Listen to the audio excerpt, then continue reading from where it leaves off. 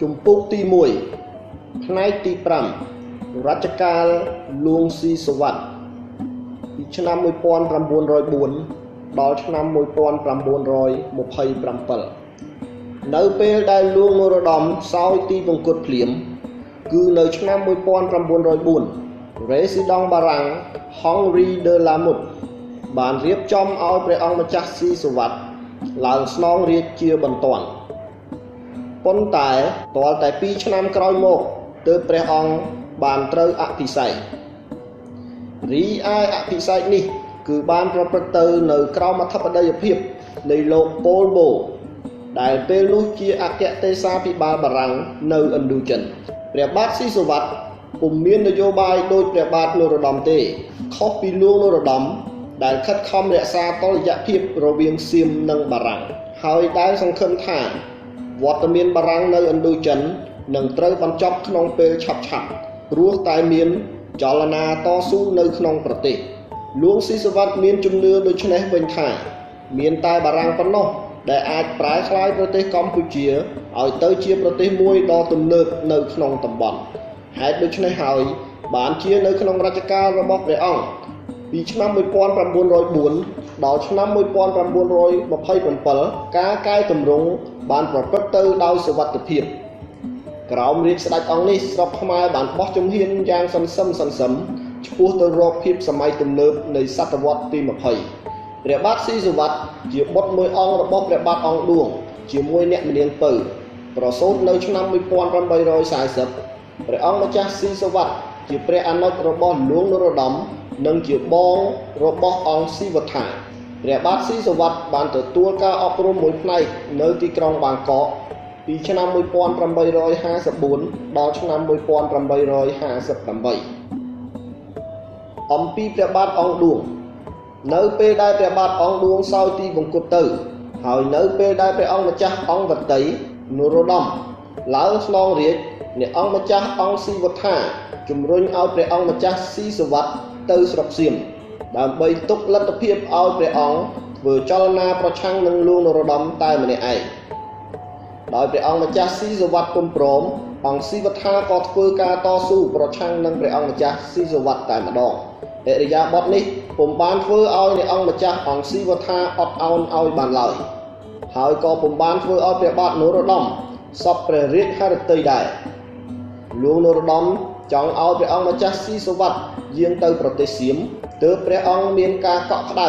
ព្រោះខ្លាចព្រះអនុជអង្គនេះដណ្ដើមរាជនៅទីបំផុតនៅឆ្នាំ1863តាមសេចក្តីស្នើដ៏ទទូចរបស់ព្រះមហាក្សត្រព្រះអង្គម្ចាស់ស៊ីសុវត្ថិក៏យាងទៅស្រុកសៀមនៅឆ្នាំ1865គឺនៅពេលដែលចលនាតស៊ូប្រឆាំងនឹងបារាំងរបស់ពោធិកំបោរបានទុះឡើងព្រះអង្គម្ចាស់ស៊ីសុវត្ថិក៏សម្រេចត្រឡប់ពីទីក្រុងបាងកកហើយយាងទៅទីក្រុងសាយហ្គនដើម្បីជួយបារាំងបង្ក្រាបពោធិកំបោរលុះចលនាពោធិកំបោរបានឈានដល់ទីបញ្ចប់ព្រះអង្គក៏យាងវិលមកកម្ពុជាវិញនៅឆ្នាំ1870ក្រោមការគៀបសង្កត់របស់បារាំងលោកនរោត្តមក៏តែងតាំងព្រះអង្គម្ចាស់ស៊ីសុវត្ថិជាឧបរាជទាល់តែ36ឆ្នាំក្រោយមកគឺនៅពេលដែលព្រះអង្គមានព្រះជន្ម66ព្រះវស្សាទើបព្រះអង្គបានឡើងគ្រងរាជ្យគឺនៅក្នុងរាជការក្សត្រអង្គនេះហើយដែលបារាំងបានខិតខំគៀបសង្កត់សៀមឲ្យប្រគល់ទឹកដីខ្មែរទាំងអស់មកវិញគឺទាំងទឹកដីខ្មែរដែលសៀមបានដណ្ដើមយកតាំងពីឆ្នាំ1794ទាំងខេត្តខ្មែរ2ដែលសៀមបានរក្សាទុកតាមរយៈសន្ធិសញ្ញាបារាំងសៀមនាថ្ងៃទី15ខែកក្កដាឆ្នាំ1867សន្ធិសញ្ញាចុះថ្ងៃទី23មិនិនាឆ្នាំ1907បូករួមជាមួយសន្ធិសញ្ញាឆ្នាំ1904បានផ្ដល់មកឲ្យខ្មែរវិញនៅទឹកដីមួយភាគធំដែលខ្មែរបានបាត់បង់ពីពេលមុនក្រៅពីខេត្តបាត់ដំបងនិងសៀមរាបដែលបានត្រូវប្រគល់មកឲ្យខ្មែរវិញតាមរយៈសន្ធិសញ្ញាឆ្នាំ1907ទឹកដីមួយផ្នែកទៀតគឺទន្លេពៅមលូព្រៃកោះកុងខេត្តស្ទឹងត្រែងក៏សៀមបានប្រគល់មកឲ្យខ្មែរវិញដែរតាមរយៈសន្ធិសញ្ញាឆ្នាំ1904ប៉ុន្តែទន្ទឹមនឹងនេះទឹកដីខ្មែរដែលប្រទេសវៀតណាមបានដណ្ដើមយកមុនពេលបារាំងមកគឺកាលពីជំនាន់រាជព្រះបាទអង្គឌួង បែរជាបានត្រូវបារាំងដាក់ឲ្យស្ថិតនៅក្រោមការគ្រប់គ្រងរបស់គេសិនទៅវិញនៅពេលដែលបារាំងចេញផុតទៅបារាំងបែរជាប្រគល់ទឹកដីទាំងនោះទៅឲ្យវៀតណាមតែម្ដងនៅក្នុងរជ្ជកាលលួងស៊ីសុវត្ថិបារាំងបានបណ្ដោយឲ្យជនជាតិចិននិងយួនដែលរស់នៅស្រុកខ្មែរមានសិទ្ធិដ៏ច្រើនលើសលប់ទៅលើប្រជាជនខ្មែរ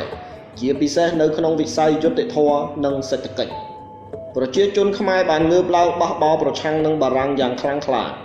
ព្រោះបារាំងទារពន្ធដារហួសហេតុហើយធ្វើការគៀបសង្កត់ឥត្រាប្រណីនៅចន្លោះឆ្នាំ1914ដល់ឆ្នាំ1918នៅពេលដែលសង្គ្រាមលោកលើកទី1បានផ្ទុះឡើងបារាំងបានកេណ្ឌខ្មែរយកទៅច្បាំងនៅឆ្នាំ1914បារាំងនៅតែបន្តទារឲ្យកសិករបង់ពន្ធយ៉ាងច្រើនទៀតទោះបីមានគ្រោះទុរភិក្សគ្រោះរីងស្ងួតរកទឹកធ្វើស្រែមិនបានក៏ដោយប្រវត្តិវិទូអាមេរិកកាំង David Chandler បានសរសេរថានៅខែវិច្ឆិកាឆ្នាំ1914កសិករខ្មែរប្រមាណ300នាក់បាននាំគ្នាដើរចូលទីក្រុងភ្នំពេញយកញត្តិមួយទៅថ្វាយព្រះមហាក្សត្រខ្មែរគឺលួងស៊ីសុវត្ថិដើម្បីសូមឲ្យព្រះអង្គជួយបន្ធូរបន្ថយពន្ធដារលួងស៊ីសុវត្ថិសូមឲ្យបាតុករត្រឡប់ទៅវិញសិនទម្រាំរកមធ្យោបាយដោះស្រាយប៉ុន្តែនៅដើមឆ្នាំ1916នៅពេលដែលកសិករកំពុងច្រូតស្រូវស្រាប់តែភ្នាក់ងារពន្ធដារនិងពួកខ្មែរអ្នកកេណ្ឌទ័ពប្រដាប់ដោយកាំភ្លើងនាំគ្នាមកយាយីកសិករតែម្ដងដោយអត់ទ្រាំមិនបានអ្នកភូមិក៏ឈប់ច្រូតស្រូវហើយប្រម៉ែប្រមូលគ្នាបានរាប់ពាន់នាក់ដើរចូលទៅទីក្រុងភ្នំពេញដោយគ្មានបង្អង់ឃើញសភាពការបែបនេះបារាំងប្រញាប់យកស្ដេចខ្មែរធ្វើជាខែលព្រោះមិនហ៊ានធ្វើការបង្ក្រាបដោយអំពើហិង្សាដោយកាលពី30ឆ្នាំមុននោះទេបារាំងបានដកមេរៀនពីកុប្បកម្មនាឆ្នាំ1885ដែលកាលនោះគេឥតយកឈ្នះទៅលើចលនាបះបោរបានឡើយបន្ទាប់ពីលួងស៊ីសុវត្ថិសន្យាថានឹងដោះស្រាយបញ្ហានេះពួកបាតុករក៏នាំគ្នាត្រឡប់ទៅភូមិស្រុករបស់គេវិញទំនាស់រវាងទីក្រុងនិងជនបទជាទំនាស់រវាងអរិយធម៌ពីរដែលរកលក្ខណៈចុះសម្រុងគ្នាមិនបានទំនាស់នេះមានតាំងពីយូរលង់ណាស់មកហើយគឺតាំងពីពេលដែលស្រុកខ្មែរស្ថិតនៅក្រោមការគ្រប់គ្រងនៃលទ្ធិព្រហ្មញ្ញសាសនារហូតមកដល់សម័យអាណានិគមបារាំងរបបរាជានិយមតាមបែបបទទេវរាជដែលចេះតែមានជារៀងរហូតមកទោះនៅពេលដែលប្រទេសកម្ពុជាគោរពបូជាលទ្ធិពុទ្ធសាសនាទៅហើយក្តីកាលជំនាន់ព្រះបាទជ័យវរ្ម័នទី7សតវត្សទី12ដល់ទី13គឺពុទ្ធសាសនាមហាយានហើយចាប់ពីឆ្នាំ1290មកគឺពុទ្ធសាសនាហិនយានឬថេរវាទស្ដេចខ្មែរបានយកលទ្ធិទាំងនេះមកធ្វើជាមូលដ្ឋាននៃការរីកចម្រើនប៉ុន្តែប្រជាជនខ្មែររក្សារបៀបរស់នៅដើមរបស់គេជានិច្ចការផ្សារភ្ជាប់រវាងរបៀបរបបទាំងពីរនេះពុំសូវទទួលជោគជ័យប៉ុន្មានទេដោយអ្នកដឹកនាំនៅទីក្រុងពុំបានយកចិត្តទុកដាក់លើកតម្កើងជីវភាពប្រជាជនហើយឲ្យរដ្ឋបាលធ្វើការគៀបសង្កត់ឥត្រាប្រណី